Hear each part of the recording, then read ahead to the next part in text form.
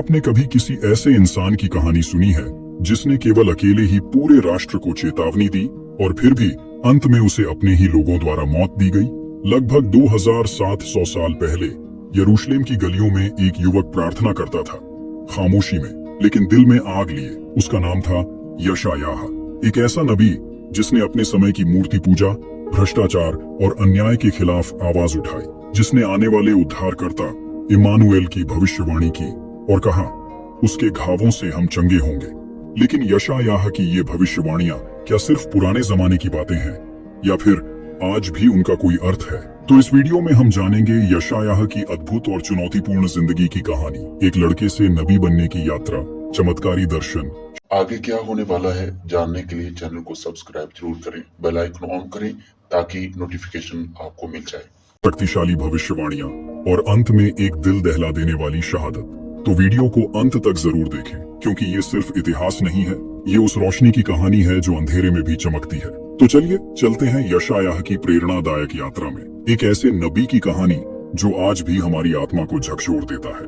यशायाह का जन्म लगभग 770 ईसा पूर्व यहूदा देश की राजधानी यरूशलेम में हुआ था। उनके पिता आमोस एक विद्वान और संभवतः लेवी वंश के पुजारी थे। कुछ परंपराएं बताती हैं कि आमोस राजा अमसियाह के परिवार से संबंधित थे, जिससे यशायाह का शाही खानदान से नाता हो सकता है।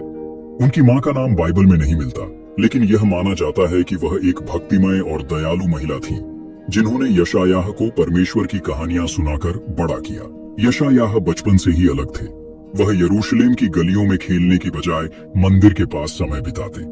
वह घंटों मंदिर की सीढ़ियों पर बैठकर प्रार्थना करते या मूसा, इब्राहिम और दाऊद की कहानियां सुनते। उनके लेखन से पता चलता है कि वह अच्छे शिक्षित थे।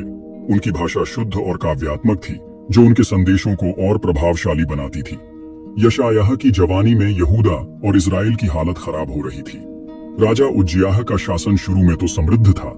उन्होंने यहूदा को सैन्य और व्यापारिक रूप से मजबूत किया, लेकिन बाद में वह गर्व में चूर हो गए और मंदिर में पुजारी का काम करने की कोशिश की, जो केवल लेवी वंश के पुजारियों के लिए था। तब परमेश्वर ने उन्हें कोढ़ से दंडित किया और उनके बेटे योथाम ने शासन संभाला। इस दौरान मूर्ति पूजा और भ्रष्टाचार ने लोगों के दिलों को कमजोर कर दिया था। धनी लोग गरीबों का शोषण करते और मंदिर की पूजा केवल रस्म बन गई थी। यशायाह को यह सब देखकर बहुत दुख होता था। वह अक्सर मंदिर के पास बैठकर प्रार्थना करते, हे परमेश्वर, अपनी प्रजा को सही रास्ता दिखा। यह देखकर गांव के बुजुर्ग कहते, इस लड़के में कुछ खास है, शायद परमेश्वर ने इसे चुना है। लेकिन यशायाह को अभी तक नहीं पता था कि परमेश्वर ने उनके लिए क्या योजना बनाई है। यशायाह की जिंदगी का सबसे महत्वपूर्ण क्षण तब आया जब वह यरूशलेम के मंदिर में प्रार्थना कर रहा था। यह वह वर्ष था जब राजा उज्जियाह की मृत्यु हुई थी।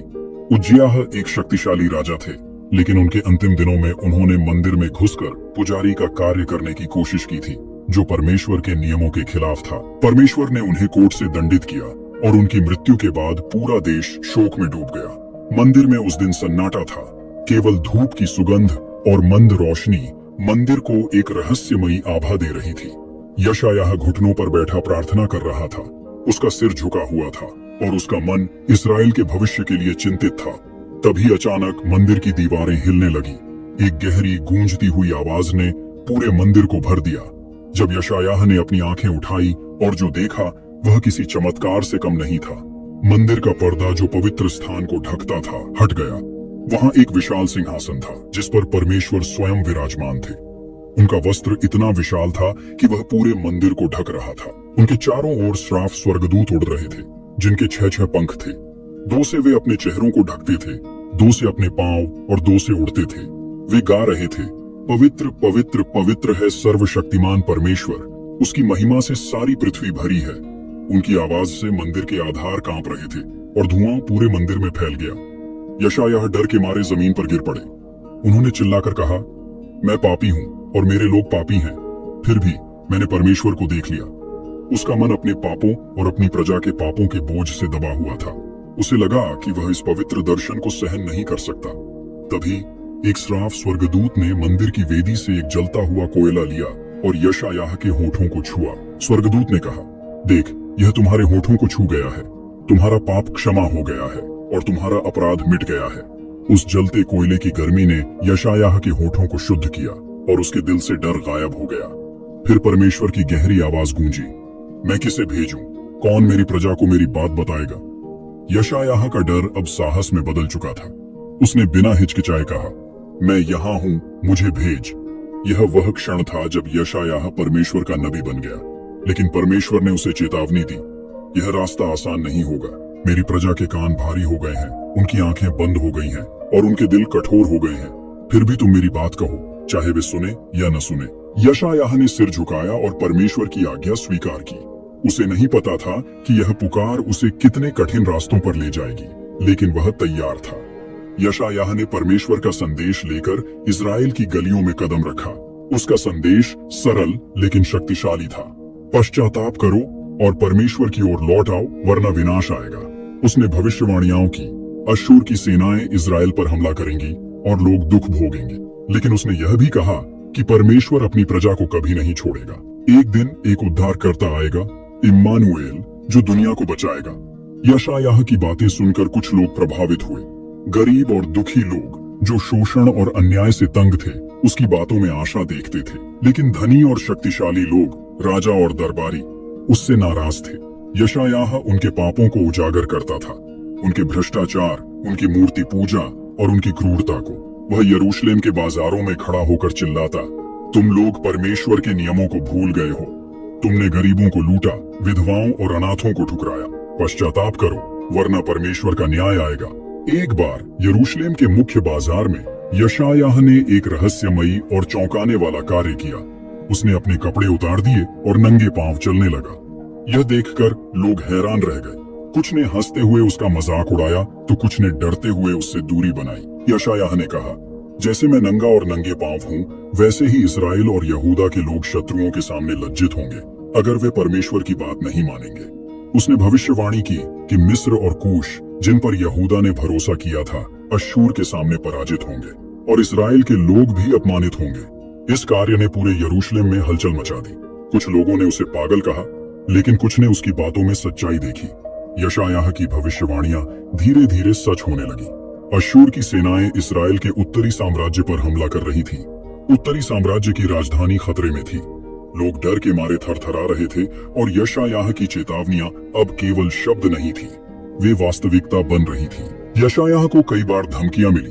दरबारी और पुजारी उसे चुप कराना चाहते थे। एक बार कुछ लोगों ने उसे पकड़कर राजा के सामने पेश किया और कहा, यह आदमी देश में अशांति फैला रहा है, इसे रोक दो। लेकिन यशायाह डरा नहीं। उसने कहा, मैं केवल वही कह रहा हूँ जो परमेश्वर ने मुझे बताया है। तुम मेरे मुंह को बंद कर सकते हो, लेकिन परमेश्वर की आवाज को नहीं। उसका साहस देखकर कुछ लोग प्रभावित हुए, लेकिन अधिकांश ने उसे एक खतरे के रूप में देखा। यशायाह की सबसे प्रसिद्ध भविष्यवाणी थी इम्मानुएल की। यह उस समय की बात है जब राजा आहाज, जो उज्जियाह के बाद यहूदा के राजा बने, अश्शूर और अन्य शत्रुओं से डर रहे थे। इस्राएल का उत्तरी साम्राज्य और अराम ने यहूदा पर हमला करने की योजना बनाई थी। आहाज का दिल डर से कांप रहा था और वह मिस्र या अश्शूर से गठबंधन करने की सोच रहा था।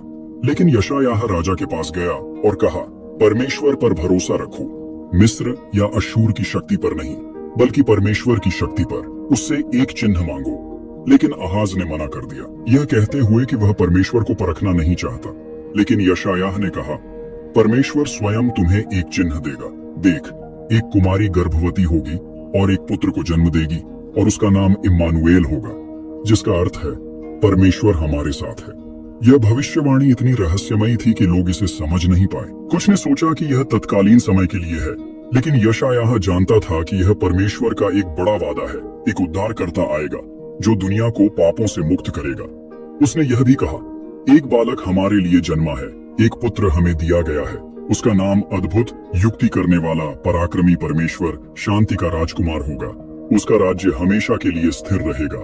यह भविष्यवाणी ईसाइयों के लिए यीशु मसीह की ओर इशारा करती है। लेकिन यहाँ एक सवाल खड़ा होता है कि क्यों यीशु का नाम इम्मानुएल नहीं रखा गया। इस बारे में हम अगली वीडियो में विस्तार से जानेंगे।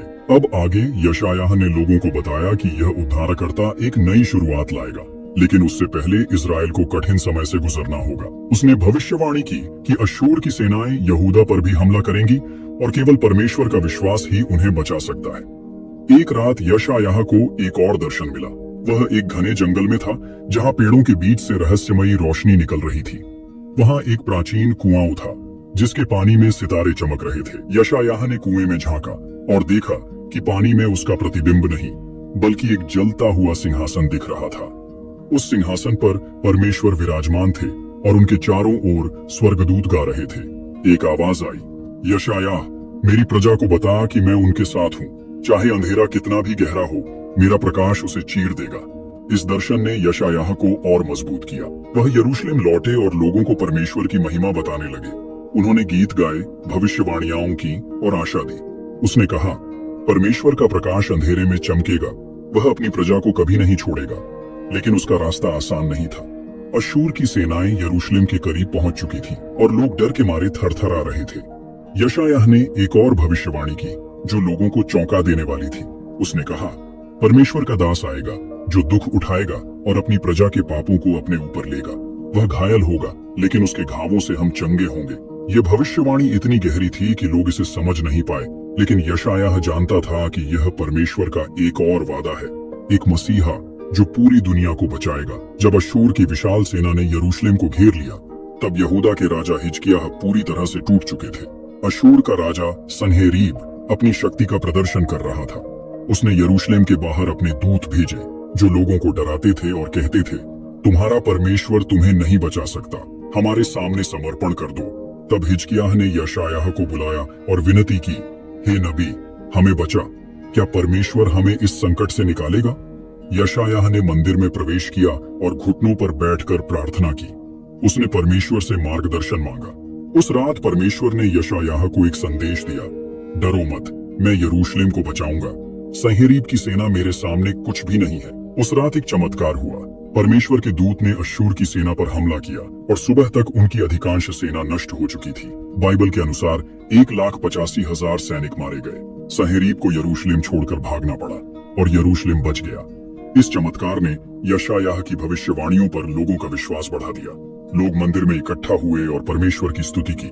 लेकिन यशायाह ने चेतावनी दी, यह उद्धार केवल इस समय के लिए है।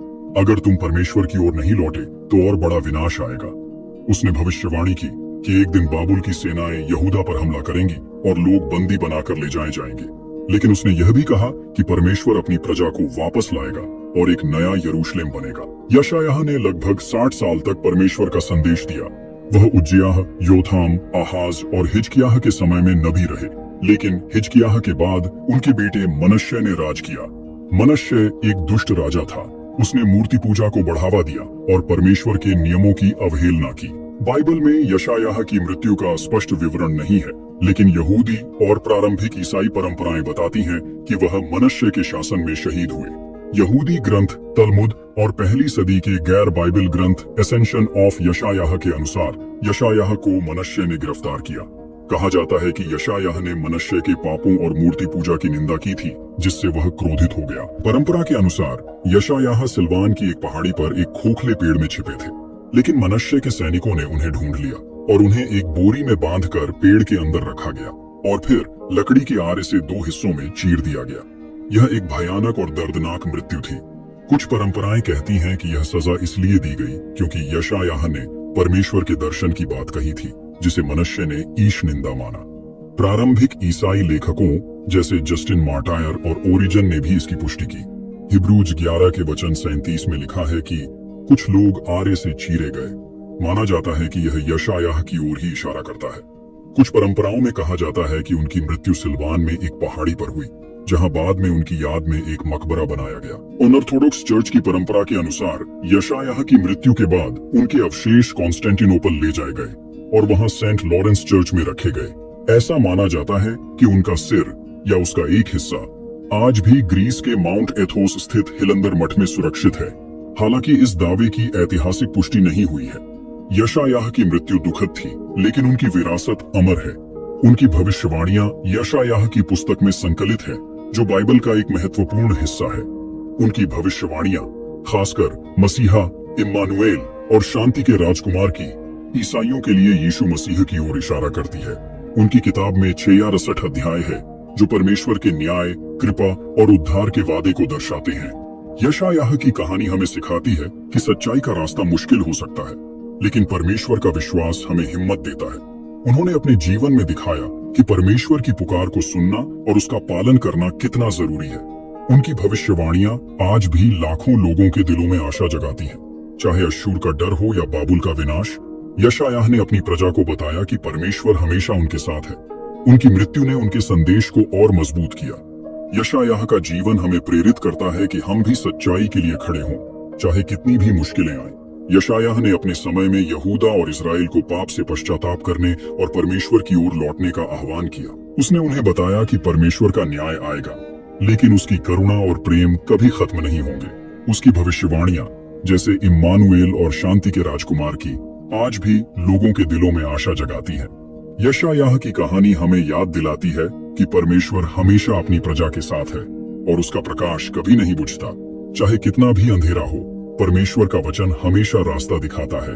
यशायाह का साहस, उसका विश्वास और उसकी भक्ति हमें प्रेरित करती है कि हम अपने जीवन में भी परमेश्वर की पुकार सुने और सच्चाई के लिए खड़े हों। तो मित्रों, यह थी यशायाह नबी की अद्भुत, प्रेरणादायक और चौंका देने वाली कहानी।